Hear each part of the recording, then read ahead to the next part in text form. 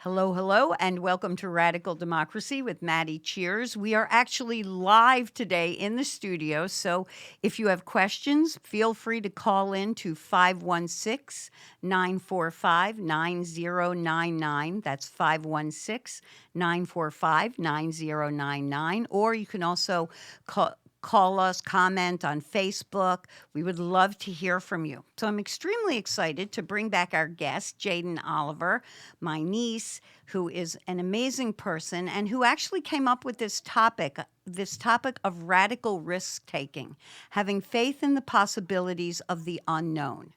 And it's I've noticed over this week, especially, there's just been a lot of talk, and a lot of the talk is negative about millennials. And I have great millennials in my family, so I'm happy to bring some of them here with me. And risk taking is one of those things that we really need to talk about because, in order to change the world to a more equitable, more just world for everybody, there's a lot of risks we need to take. So the main question that came to me when Jaden brought up this topic, when I asked her to be on again, was the question of who becomes a risk taker and how do they become a risk taker? And a lot of us don't even realize we're risk takers. We were just saying, you walk out of the door in the morning to go to work, and you're taking a risk. You don't know what's happening, so there is some risk involved in everything. And Jaden is here to tell us her story of what made her a risk taker. And in talking on the way here, I think there's a lot of things that we can all relate to. So I am going to turn it over to Jaden again, and she's going to start us off on this topic of what does it mean to be a risk taker? Hey everybody. Before I start, I just wanted to say hi to Ryan. I see you tuned in. Thanks, Ryan, coming from Kansas. I appreciate it. So kind of what really made me want to talk about this topic today was being on the LIRR, headed back home from work, right? And we kind of talked about it on the show last time. I'm from Anadarko, Oklahoma. So one, I want to work for the Lakers, and I'm in the total opposite coast, right? So I was kind of like just taking a time of like silence to reflect on like everything that I've done thus far that's gotten me here and where I was that day. Yeah. And kind of like we talked about on the way here, I'm Native American, I'm African American, and Caucasian. So being three different races alone comes with many different risks, right? That I have to take. And I like feel free to ask any questions. I'm gonna be completely like authentic here.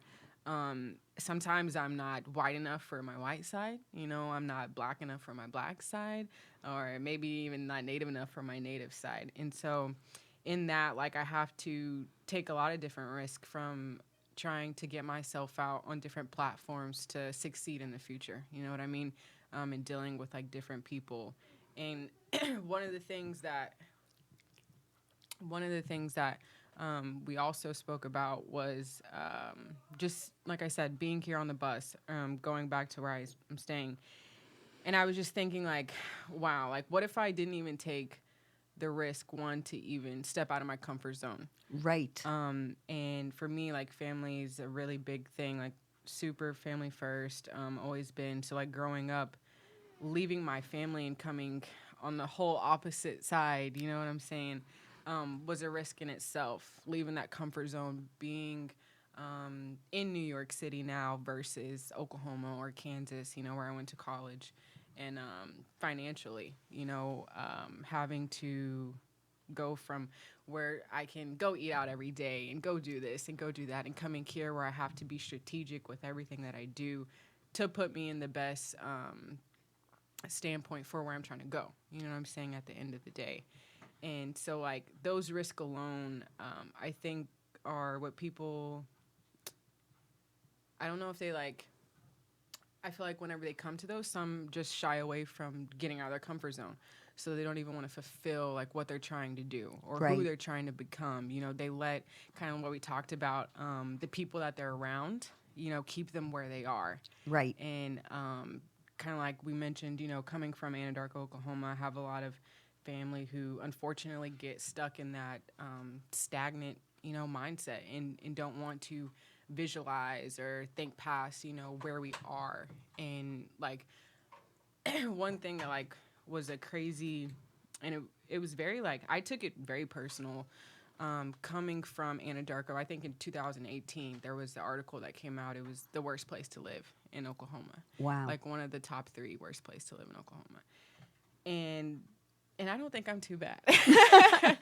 So just looking at that statement in itself, like I took a lot of pride with that, you know what I mean? And I want to stand for something bigger than what I was surrounded around growing up. And fortunate enough, like my parents were able to give me a platform to have like this visualization of who I want to become, where I want to go with things, how I want to give back to my community. And so that like separates me from everybody else. But one thing is like people aren't comfortable with taking that first step to put them, a step higher or in a better position to fulfill whatever it is that they're out here seeking. And so they get caught up in what's around them. And sometimes it's not always the best thing, and it keeps them belittled. It doesn't allow them to grow like as a person, a player, a teammate, a girlfriend, boyfriend, whatever the case may be, just because you allow yourself to stay in that comfortable state, and I think that's one thing that like really has separated me from a lot of people I grew up with, looking back like in kind of a story that I want to tell today, my dad. So like he's one of my biggest influences, right? And so like I remember like going from Anadarko to this transition. We moved to Oklahoma City, and a lot of people definitely like in our family, even unfortunate enough, had comments of like, oh, Cat's too good, or Cat's he's up there living with so and so in Oklahoma City, like like in a more, I don't know how you would say it, like a better area, right? Like for opportunities, a better place, like for his positioning to provide for his family, and got looked at like kind of like we were talking about the whole like you can be, you mentioned against it or for something. Well, and I think that's what happens is that people in certain areas, especially if they're poverty areas, get stuck in the idea that this is all I'm ever going to be. And then to support the idea that this is all I'm ever going to be, anybody who changes, who steps out of that has to be criticized and has to be put down and has to be looked at as against them. Where really what happens is that you're making your decisions in reaction to the situation you're in. You're deciding how you're going to live or how you're going to act. I'm going to be defiant. I'm poor. It's not my fault. This is how I got here. I'm going to defy the dominant culture that put me here.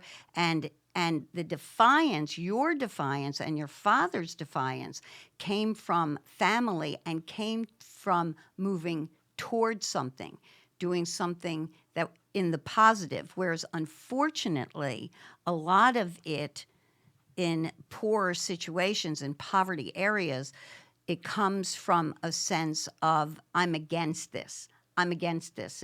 If somebody goes and tries to improve themselves, well, they're being a snob. They're being all hoity-toity. They're not appreciating. They forgot where they came from. All the comments that your dad heard, that you've sometimes heard. And it's very difficult because you're fighting on two fronts. You've got to work harder, being a tri-racial person, to get what you want, and a woman, and because we're still struggling with that. We're still not at equal pay in this country where we should be. And, we're in a world where of the 193 countries, only 46 have equal rights for women, which is appalling. But you have to face a struggle on both sides. So you've got it from people who are afraid to get out of their comfort zone and somewhat understandably so, but also then you've got to make your own way. And I think the question of you're talking about your dad's influence, him having been through that. And like I've said to you before, I think sometimes people are just born with that spirit that they've got to be more than they can be. Right. Not that you're not good enough. They're not born with that. It's you're born with this idea that I have a gift to give to the world. I got to give it. Right. And so, but I feel like your risk taking and my risk taking was supported very much by the family. Yeah, definitely. And I think that that is a story that needs to be told much more, is how much our families have to do with whatever risks we're going to be able to take. Because if we feel safe and secure in our family, even if there are outside influences telling us, no, you're wrong, stop, you'll never make it, you're crazy for even trying, there's some sense of safety and security that you have because you had an intact family. Because, as you described to me, your mother and father worked together as a team and made choices that were good for their children, that led you to taking the risks, that led you to seeing the possibilities. And I think that's very important. Like what we talked about on the way in is that if there's anything that can be, if we're going to look at the positives in all cultures, which we've been talking about all weekend because of these workshops that are going on at our house, Right. is we're looking at the influences of different cultures. We're looking at cultural appreciation as opposed to cultural appropriation, right? Right. So we're looking at cultural appreciation. We have to look at there are actually positive influences from the white or dominant culture. Yeah. And I think that one of those very positive influences in the American democracy is the influence of you can be anything. Anyone can be president. That idea. Oh, yeah. Anyone can start a business. Yeah. Anyone. Where what we need to do is expand the concept of who is anyone. Right. You know, it's not just the people with money. And also, we have to get out of Yeah. our mindset in general that money is what defines success, that money is what defines becoming, that how much money you're going to make is what your risk is. That's not it. Right. Yeah, at all. And I kind of just following up of what you were saying, anybody can be anything or whoever they want to be. We hear it all the time, and I think it just like flies over our head. And like one thing that I kind of revert to every time, like I'm out here and, I just reflecting, like I was in the car that day, like I literally, like I've taken 2 steps back to get 10 steps forward. Right. You know what I mean? And like one thing is just like, if not me, then who? Yeah. You know what I mean? And somebody just commented and said, it's good to hear that, your family believes in you and has your back. And I appreciate that. And I kind of just like want to speak out for the people who may not have that family. And that support. Again, like if not you, then who? You know what I Right. mean? Like you got to be willing to get looked at crazy for your dreams Right. or what you want to do. I remember telling a girl in my freshman year of college or sophomore year of college, like, yeah, I'm going to work for the Lakers and I'm going to open a nonprofit for less fortunate kids. And she was from like overseas, right? Right. And she was like, she looked at me like, girl, you want to work for the Los Angeles Lakers? Like, girl, get out of here. Like, and I kind of like, for a split second, was like, man, maybe I'm tripping. Like maybe I am like way far out of my like like maybe this is something that I can't contain. Maybe it's not something that I can't. And I'm like nah. Like I'm built for this. You know what are. I mean? I just like you got to really care about the vision. You know what I mean? Like you got to be willing to die for it and kind of like. What was that quote? Yeah, I'm about to say it right now. So one of my favorite rappers, rest in peace, is Nipsey Hussle, and one of his quotes was, the game is going to test you. Never fold. Stay 10 toes down. It's not on you, it's in you. And what's in you, they can't take away. That's and right. so, just, how do you say her name? Celia? Yeah, Celia. Like, Hi, Seal. Hi, Hi, Celia. Alberto.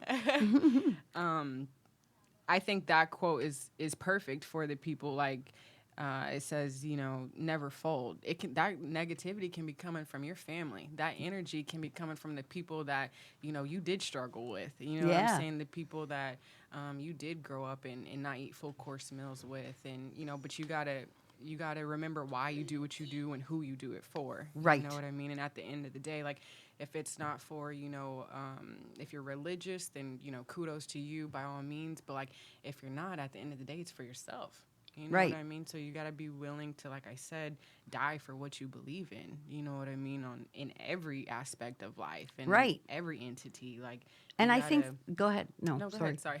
No, I think that that's an important thing when you say you have to die for what you believe in. A lot of life are little deaths. They talk Yeah. about this in therapy. Yes. And No. I'll be willing to admit to the therapy part. Oh, Yes, I did. same. I was in therapy for 8 years with a magnificent, fabulous woman, Celeste. But we taught, you go through these death layers. You go Yeah. as you take the risks you need to take to be fully you. Yeah. You are leaving your comfort zone sometimes every other week, Yeah. and things are dying off. Right. So you do have to be able to kill off those parts of you that are keeping you back. Yeah. And if you have a comment on that, make it now, because I also wanted to go to something you said earlier. But go Yeah. ahead. So I had an injury my senior year of college, right? Going into Right. my senior year, and I ended up being paralyzed for 7.5 months. I went back and played a whole 5th year of basketball after this, and we can talk about it another day. But the reason why I brought this up is because I was riding back from a basketball game, watching my team play because I couldn't play, and when we were going back, I was starting to get really negative on myself, really down, Right. really caught up in my negative thoughts of just not being able to do anything physically anymore and sitting every day, And one thing that kind of like came to my attention was you can live or you can die. And that's with anything, Right. Like anything, like you were just talking about. That's not just literally, being alive and going about your day and then one day, passing away. No, Right. you can choose to live and die in any situation, like with a dream. You can make it Exactly. become life. You can speak it into existence. You can, go out and chase and listen to these negative thoughts and really take that as like something more motivation. You know what I mean? Become more hungrier for like really what you want to seek out. And Celia said everyone needs to have a vision and speak it into life. And yeah, absolutely. Like I said, if you're not wholeheartedly on fire for what you believe in, I mean, what do you expect to get out of that? Right. You know what I mean? And Like, find something to be wholeheartly on fire Yeah, for. yeah. I mean, that's where we as the culture have to come to this idea that we have to find the resources to give to all of our children so that they can become on fire for something. And that's where, we talk a lot on this show about education. And as you all well know, I have no love lost for the public education system because it has nothing to do with helping our children find their fire. So when you Yeah. don't come from a family like yours, which you were just talking about, the kids you want to help in Anadarko, where you came from, Right. when you don't have that family background, where does the public step in? And that's where we have to start reallocating resources. We also have to start telling the truth. I'm Yeah. sorry, standardized testing, one curriculum, as I call all the time, one size fits all education is not going to help us. Right. What's going to help us is people like you or like me or like Alberto or Celia or people who have a knowledge base that then can commit to helping these children, whether it's by voting. That may be the only thing you have time for. Right. So vote, and more locally. I mean, a lot of education has to do with local. Take a look at your local school board. Yeah. Take a look at people like you that want to start a nonprofit. Hey, what's that nonprofit over there? Let me support that. I don't have time to do it myself. Let me support those people over there. Right. But we have to start becoming much more creative about creating risk takers. Yeah. And I think you should also talk about what you said that you see in your public schools that you teach at versus the private public schools. school Yeah. versus private school. The- So for those of you that don't know, I do cultural arts programs in many different schools. That is my 6-year-old nephew who's joining us today. What, did your game go out over there? Hi, Galen. You want to say hi to everybody? Maybe not. So again, families, see, we take Yeah. care of each other. If there's nobody, they just have to come along and be bored. So Yeah. that's what has to happen. But in working in public and private schools, there's, for those of you that are familiar with this program, there's a program called Character Counts that is mandated in all public schools. And it goes through a list of great characters. You have to be respectful, you have to be kind, you have to be this, you have to be that. If you're in a public school, it does not have risk taking. If you are in a private school, and I mean every single private school that I am in has as one of the character qualities, be a risk taker. Yeah. You know, and that to me, that like what a lot of people are writing and talking about lately is is this idea of we still live in a class culture, a Yeah. class mentality. Unfortunately. You know, and rather than trying to level everybody out, we have to look at what it is that creates excellence. So don't level down, level up. Right. Yes. You know? Level up. Level up. You know, Double don't up. talk. I don't want to hear, you know, about old hierarchical systems.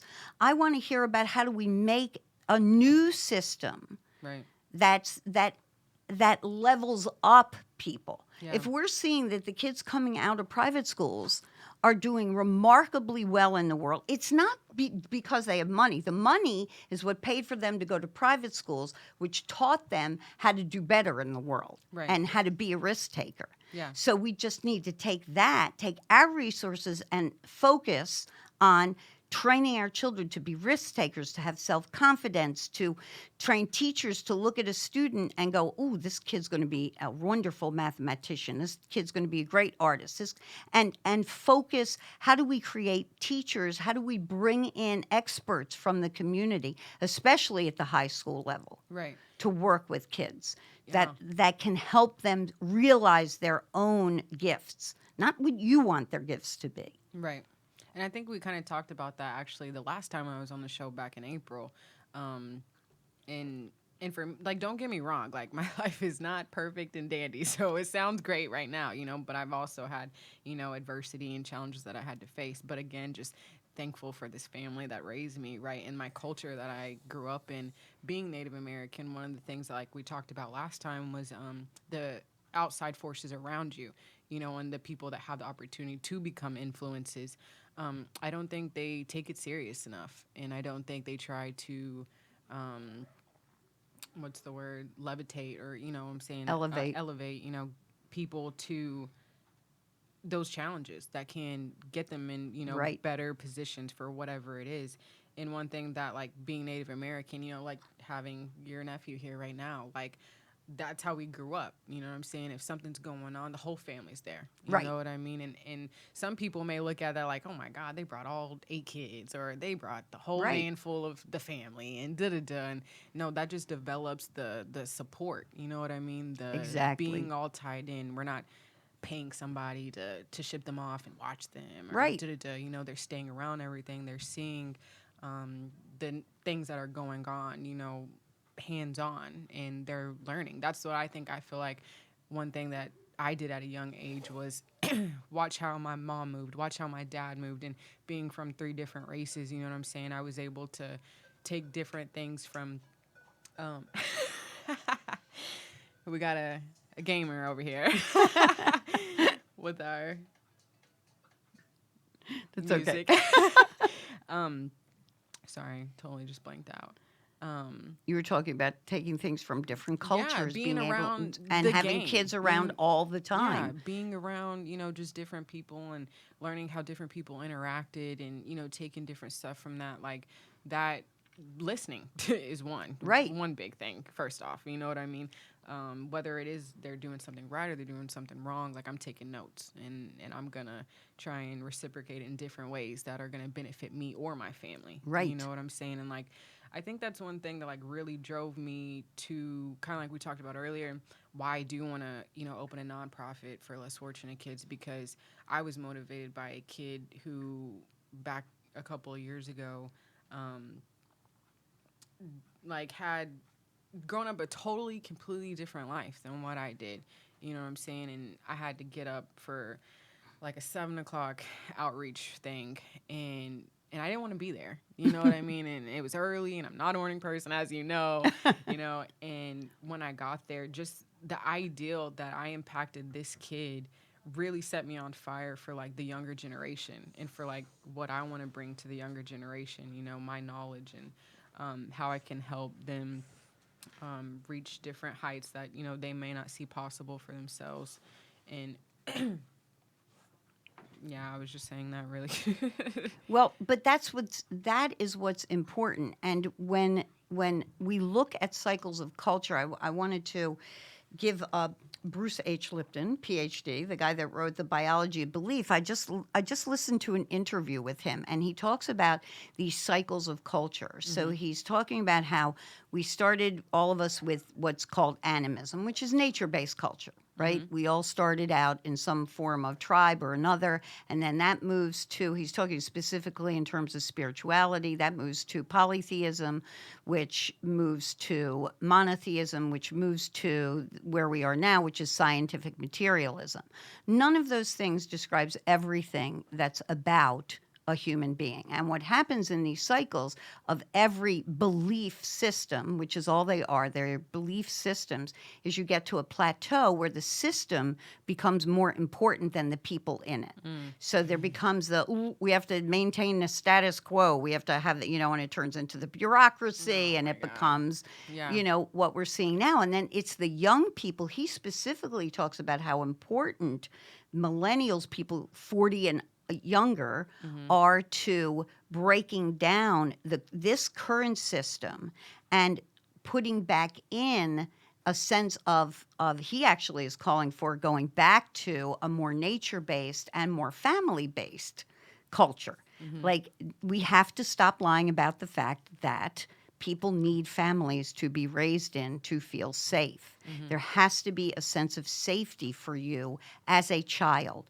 If you're fortunate enough to be born into the world with some inner strength that gets you through, and there have certainly been very heroic people that have made it through unbelievably difficult challenges as children, then you're born into the world with it, and you're obviously meant to overcome. But for the vast majority of us, that does not happen. Yeah. We have to recognize that if we start to look at the importance of the family and the community. What Dr. Lipton talks about a lot is a reestablishment of community so that people feel supported. And we talked about this with, your expression of gratitude to us for being able to be here in New York. Right. But it is a sacred reciprocity as we see it, because it is our obligation as the elders, even though we don't often act like them, but we are. It is our obligation in our community to see to it that the best possible situation can be created for those of us who we have brought into the world. Yeah. Because we are part of this community, we are part of this family, so that if we can help, we help in whatever way, like I said, and everybody can help. Either you start the nonprofit, we support the nonprofit. You have some free hours to go in and start an after-school program on basketball in your community. You do that. You have some free hours to go in and start a physics club. You do that. You have, everybody's got something. And sometimes, yes, it is in this culture. We were just talking with another millennial, brilliant millennial, Justin, who was talking about breaking down the centralization of the monetary system with Bitcoin and how he foresees that as creating opportunity to support things like nonprofits and send people to fix nature and, do these things. The thing is, if you are not raising children that can dream it and believe it, that are not seeing the possibilities, the possibility of the unknown, then it doesn't happen. And that's why what I was talking to you about, the reason I found this topic you brought up so interesting is because I think that's where we are on the political landscape, is everybody's coming from fear. I told you, my motto for 2020 is anybody but a Democrat or a Republican. Yeah. 2020. Right. Because that's what we need. We need people to be brave enough to go, these folks here, not working for us, working for themselves, not coming up with anything new. Socialism, hierarchy. For those of you that love Norway so much, if they didn't have oil and only 5.5 million people, they would not be doing so well. They also have this philosophy that nobody should be excellent. So they don't want excellence because, then you're showing off. Then you're showing somebody could be better than somebody else. Then you're too good for then where you're you too came good. from. Yeah, then you're too good for where you came from. So anything based on a hierarchy is not going to work. We have to go back even further, which is what Dr. Lipton talks about. It's really what we're talking about. Yeah. It's where's the circle? Where's the community? How do we support each other if we have the means? And how do we start creating little human beings that feel like they can do anything? How do we expand that idea that was in the dominant culture of I can be anything? Like I said, it has to be expanded to all the anyones. Right. We have to instill that in every single person. And we're not going to do it by looking at leveling the playing field down. We've got to level the playing field up. Right. And just being a millennial, one thing that levels the playing field, oh my God, is social freaking media. You know what I mean? Oh, so true. I mean, no, seriously, everybody's equal. I mean, everybody's perception goes a long way. You can look at something or a status or a post and, you can pick whichever way that you want to take it and run with it. And at the same time, it does no justice for people who are trying to, or people who are truly authentic and truly, trying to be something, bigger than themselves, because everybody's playing field on the social media stuff is equal. You know Exactly. what I'm saying? And everybody is, and kind of like you touched on this earlier, the label, you know what I mean? Having this many likes or getting, this retweeted so many times, Right. or, favorited or whatever. We go to that and run for that for validation in what we're doing in the world. I mean, social media is literally the next worst thing to money. And there's even some people that get paid to post. Right. To, show whatever it is that they're advocating for. And to me, that it just drives away from the authenticity of who we are. Every individual is different. You know what I mean? There's a million people in this world trying to do whatever it is. You're not the only person. And when you Thank you. Yeah, when you get on the social media platform, everything is leveled out and everybody's on. It's 0 to 0. You know what I mean? And it's just so unrealistic. It's something that I wish that. I don't even know how it got hot so fast. I'm a business major, so it really came from a business standpoint. Social media is literally for businesses and marketing. You know not what I mean? for people. Yes, not for people. humans. Yes, not for humans to go to for confidence. And just like we were talking about, building up the elders and the families to support these young people and the generations today, that comes from family or friends or people who are trying to challenge you to become a better you. That shouldn't come from social media and randoms. And that social don't media even know you. has no real expectations of you. Right. If your family, if the people you're actually with have expectations, at the very least, that you're going to grow up to be a kind, respectful, responsible human being. Right. They're, I'm not saying they have to tell you who to be. Yeah. But what we're expecting of you is you will be a respectful, kind, responsible, contributing member of our community. Right. Okay? That is an expectation.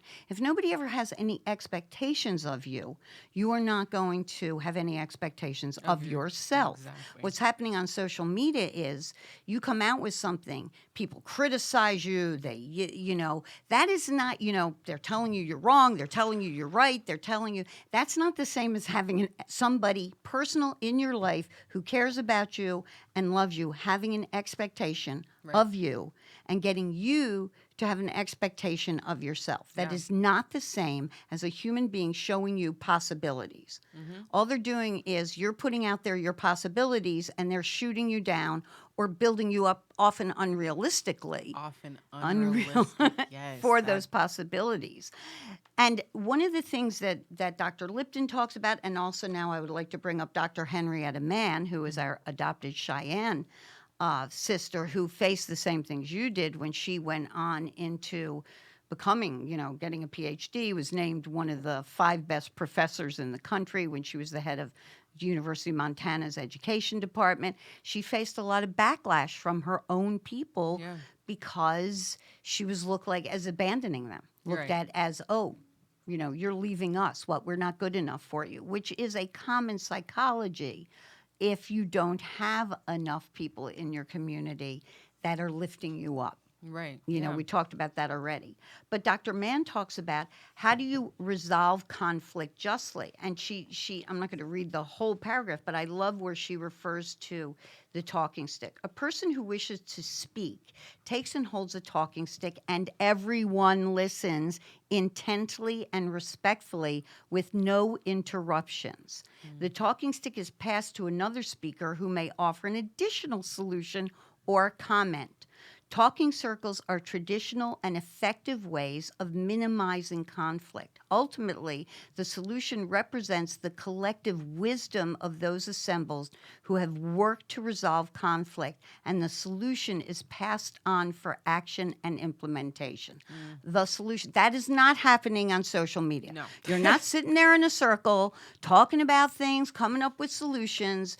Basically, you're either yelling at each other with writing, which is nonsense, Right. which is just silly, or you're just spouting off about how bright you think you are, how smart you are, and I'm smarter than you because, I know this and you don't. It's Right. just silly. It's And ridiculous. at the end of the day, I think it's all coming from the bed or the couch. It's not coming from an actual place of taking a risk. Right. And, challenging yourself to go to another state, to be around a different culture of people that you're not Right. used to being around. You're sitting behind, a technology device and, you're typing what you want people to see you as. You know what I mean? Exactly. Instead of like truly having faith, right, in the possibilities Right. of the unknown. And what, if people took all this energy that they do to social media to become better people or to influence the people around them, we might be living in a better world right Exactly. now. Exactly. Social media is the easy way out. It's Yeah. a nice way. I don't know what it's a nice way to do. I guess it's a nice way to get the word out. But some of us elders were just sitting around talking about how one of the real problems of social media is it's too fast. Yeah. In the slowing down process, we were talking with actually with Justin earlier about how his acupuncture service only goes on word of mouth, and he ends up with more clients than those people who are advertising constantly on social media because if you want an acupuncturist or a doctor or anybody, you want another person saying to you, "Hey, I went to Justin. He was great. Go to him." Right. So there are certain things where all this social media isn't going to do you any good, no matter what. But also the real negative of it is some things need to take time. Absolutely. You can't do it this fast. Yeah. You need, like, if we're going to decide on a course of action for our country, if we're going to implement laws and solutions to problems, this is going to take time. And just like Dr. Mann said, where everybody's voice is heard and included so that we can come to a consensus where everyone feels like they are being treated fairly. And then that is easy to implement. Because you've taken the time to actually speak face to face with people. Yeah. And figure out what the solution would be. Right, and truly build that relationship. You know Right. what I mean? Coming from it can be good feedback, it can be constructive criticism. Right. You know what I mean? And that is where like the true risk taking comes in play. Right. You know what I mean? Right. The conversation itself becomes a risk take. You know, Yeah. me, philosophically, I'm a libertarian. I don't believe in big government. I do Mm-hmm. not want people telling me what to do. I've been this way my whole life. Yeah. Not good with authority. You know? Not good. I actually, one time, we had somebody come into a business I worked for, and they did like an evaluation of your personality and where you should fit into the business. Uh-huh. And she sat down with me and she said, okay, so here's my recommendation. Unless God is going to be your boss, you should go into business for yourself because you're not so good with authority. Yeah. So I don't want a big group of people who think they're smarter than I am telling me what I should do, how my money should be spent. Now, what I do want is for all of us to sit together like the Haudenosaunee do. And you know, I was telling you this, in medicine, we're finding out, oh, you have to treat the individual. You have to, you know, we can't cure cancer just one way. Big surprise. Indigenous people have known this for eons. Right. You know, so you can't, this person may have the same cancer as this person, but he's a different person, she's a different person. We have to treat them differently. It is the same thing in making law, in creating societies, in socialization. Every individual has to feel like they are included and important to this thing that we are creating called a country. And ultimately, we're really creating a world because we have to take responsibility for what's going on in the environment, or there's not going to be any world. Yeah. So it's or really there's not going to be any environment anymore. So it's really a world issue, but we cannot sit here with this world issue and not understand that there are fearful people. Yeah. People are afraid. Yeah. If we do this, I'm going to lose money. If we do this, I'm going to lose this or that. We have to be able to talk to them. And talking to them and accusing them of being idiots or nonsensical or all the many names people get called on social media because they don't believe in climate change or they don't do this is not sitting face to face and talking about the real issues that we are facing. So it's not the same thing. And we have to slow down and recognize creating a risk taker like you took 22 years. Right. Yeah. Creating a risk taker like me took 65, Right. literally. And I think like the most authentic thing that I can give anybody listening right now is I'm still not where I want to be. Right. You know what I mean? So like even that in itself is a challenge to me. Like I have so many more places to go. I have so many more goals to reach personally for the bigger picture, you know what I'm saying? And I think like that's the most authentic thing that anybody can get out of today. And like one thing that you were talking about in like kind of advice or, you know, challenge that I want to give to people listening today is take 1 or 2 or 3 risks a day. Yeah. You know what I mean? Whatever that means to you. Yeah, whatever that means to you. If you were talking about, you know, we risk just getting out of bed and walking outside today, you know, with just the way people are. And yeah, definitely. But in every aspect of your life, you know, take 1 to 2 risks and see where that gets you. You know what I mean? Like the possibility is either one, you're going to be exactly where you are right now. Right. Or the possibility can lead you down a different path that you never thought. Right. You know what I'm saying? And kind of like, you know, I can sit here and look at the risk that I did take to get me here to speaking on a radio show in New York City. Or I can look back and say, well, if I didn't take any of these, I'd be back, you know, in the hood where I come from, not doing anything. You know what I mean? Being around the people that, you know, are group around. Not saying those people are bad people. No, not they're saying not. that those people don't have potential to be anything one day, but just saying that I would have been stuck around the people that are not, what would you say, taking the risk. You know what I They're mean? holding you, it's holding you back. Yeah, exactly. It's the guilt tripping. Like I think we talked about this in the car. People laying guilt. This is all low level emotional stuff. If you're laying guilt, if you're feeling guilt, ooh, I should this, that's the whole guilt tripping, the whole putting down somebody else, the whole bullying. It's bullying. Yeah. If telling somebody they cannot do something is a form of bullying. You know, putting anything that puts somebody else down, calling names, you know, all of this stuff that we lump into bullying. If we're doing that to somebody we disagree with, sorry, you're still a bully. Right. You're still a bully.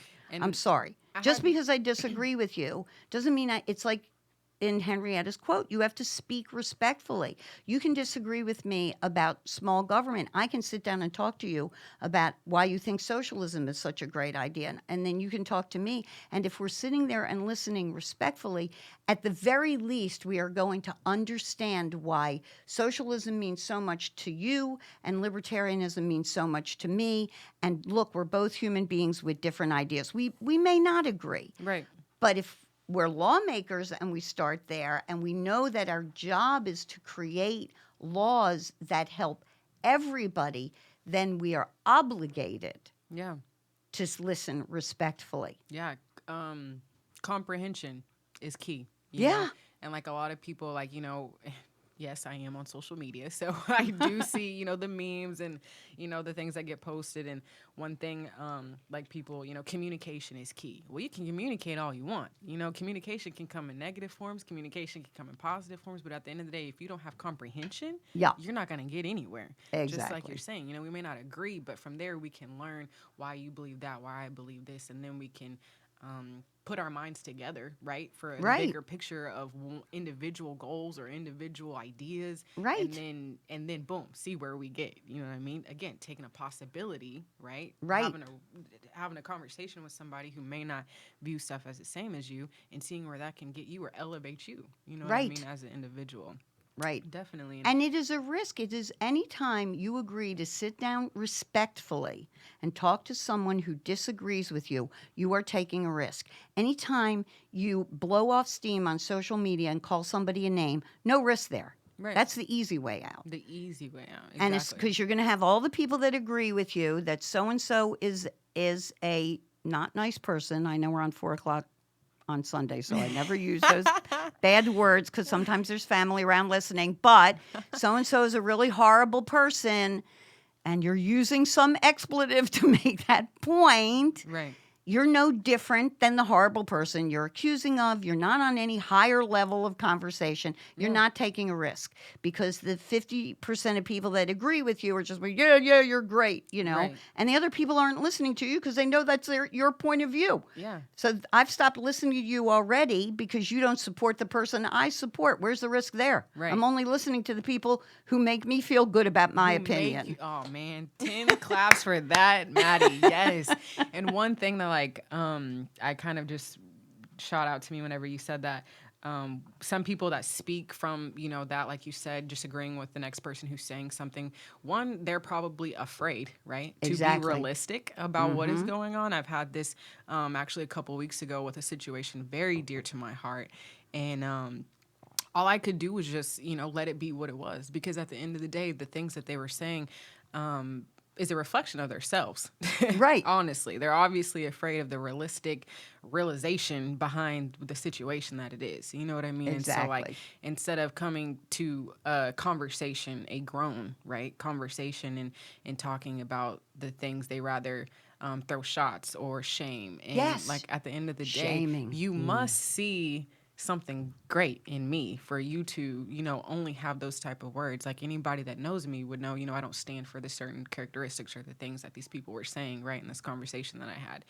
And I think, like you said, that's just like the maturity of trying to better yourself as an individual, or just going along with what everybody's saying just because those are the people you're around more right. so every day. So, of course, you don't want to have confrontation with them every time you see them. So you're just right. going to, I'm just going to support what they're saying, and then I'm just going to follow the leader, right? And right. you have no individualism in that. You have no voice for that. And that's right. where a lot of people get stuck behind other people, not standing up for who they want to stand up for, what they want to stand up for. You know what I mean? Right. And then we have a whole bunch of people unsatisfied because they're not being themselves. Well, at the end of the day, you're not taking a risk as an individual. You're not challenging yourself as a person. You know what I mean? It's frustrating. It is. And you brought up a very important word, shame, because that is what happens, is that a lot of times when you are breaking out from your primary group, people want to make you feel shamed. They're shaming you. And that happens. I mean, I'm sad to say this. I just had this conversation yesterday with another woman.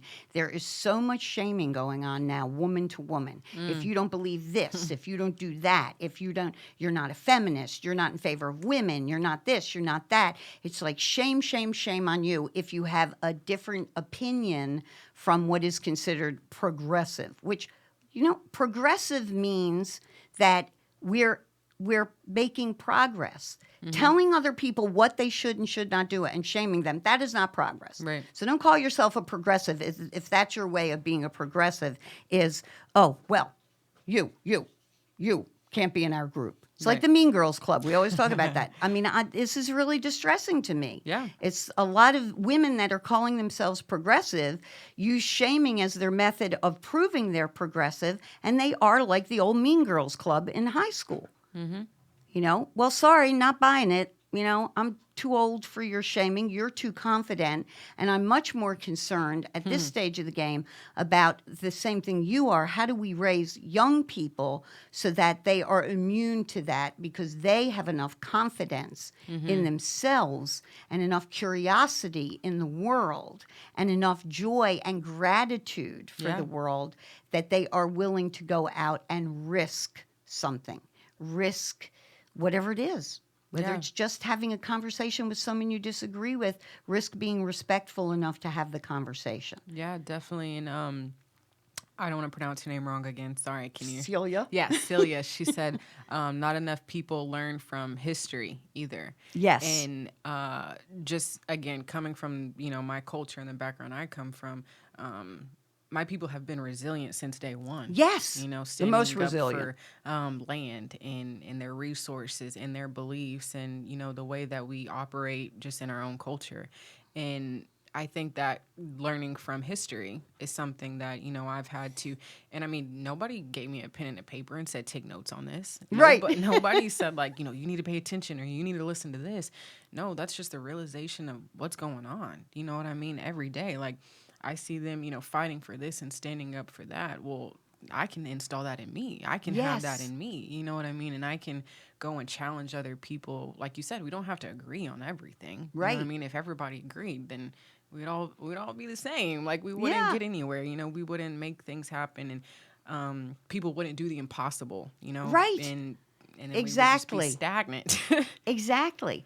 And I think that one of the the saddest things, like in the article that I read about Norway, where it talks about they don't invent anything, they don't create anything because they have this concept of nobody can be better than anybody else. The thing is to change that. If you look at the indigenous mindset, they recognize that certain people are going to be more talented at something, more competent in something, more, yay, great. As long as that talent and competence is being used to enhance the community, we celebrate your Yeah. individuality. Yeah. We celebrate your excellence. And we want the person over there to be excellent at whatever they can be excellent at. So if we look back, as Dr. Lipton and Dr. Mann say, and more and more people are saying, if we look back to the lessons of indigenous cultures, then we see two main things: slowing down Right. Yeah. in major decision making and creating an atmosphere where children are confident enough to take risks. If you're not getting yelled at for failure, which did not happen, if you're being encouraged to be your best, there's a difference between putting a kid down for failing at something Right. and encouraging someone to do their best at something. Yeah, definitely. And that's something that I have my parents to thank for, so much. Yep. I made a lot of decisions that looking back now, being 23, man, that might not have been the best decision you made there, Jaden. You know what I'm saying? But my parents never shunned me for any Right. decision that I made. Or shamed you. Yeah. I truly, I think their message was always, you're going to reap what you sow. And that was something that, in the hardest times, I had to take those decisions that I made and take it with, a grain of salt and go from there Right. and learn from it. And that's definitely one thing that that was very impactful for me. Just having, like I said, them, you are going to reap what you sow. So if you sit there every day, and you are comfortable with your living situation, with Right. the voice that you choose to speak out on in the world, or you don't choose to use in this world. That's the bubble you're always going to be stuck in. You know what I mean? Exactly. And one of the things that again, Nipsey Hussle quoted and has said is the highest human act is to inspire. Yes. We were talking about earlier, like, it's not money. Like, I could care less. I want to work at the NBA for my own personal reasons, not because I want to Yeah. post a picture with KD or, Kobe or, Right. Steph Curry. No, like, for me, that's just my own personal goal. Yes. And when I get there, that's what I want to do, is inspire others, my people from where I come from. We don't have to sit on the block, for the rest of our lives and make money and post, right? Or think that that's the only thing that makes you successful is Right. making money, because often the people who make the money are doing the thing they're passionate about. Yeah, definitely. And I think that's where, like, the social media ties in. And anybody can get money. Anybody can post pictures of money. Anybody Right. can post pictures in front of certain places that they think credify or certify and give them credibility in Right. the world today. But truly taking that risk, and having that faith in the unknown to go out of your comfort zone, leave your family. It's hard. Being It here is is. not easy. I miss my little sisters every day. I miss my grandparents and my mom and dad every day. But at the end of the day, the bigger picture of what I'm trying to do, my path Right. led me here. And know what I mean? that is it. Your visualization, your bigger picture. This is what all of us need. We need to imagine the world greater than it is. And from that imagining, we will then develop our solutions. So, unfortunately, my Jaden, we have reached the end of our show today. And thank you for coming on. You'll be back. This is a series I'm doing on miraculous millennials. Next week, we'll have another one on from Big Ocean Women. And I just, because being an old person, I'm really getting sick of millennial stereotypes. Yeah. I really am. And because in my family, just in my extended family, you, and my immediate family, I don't see this. Right. So again, you know me, we just talked about this. I'm totally anti-stereotype. Yeah. I'm for no stereotypes. So we just have to do away with that and we'll all be better off. So thank you all for listening. Thank you again to my fabulous, wonderful producer, Bobby Lucera. Guys, tune into Strong Island Radio, Strong Island TV. Lots of good and interesting and wonderful new people coming on. And just thank you. I wish you all peace, love, and gratitude. Have a wonderful evening. Thanks, guys.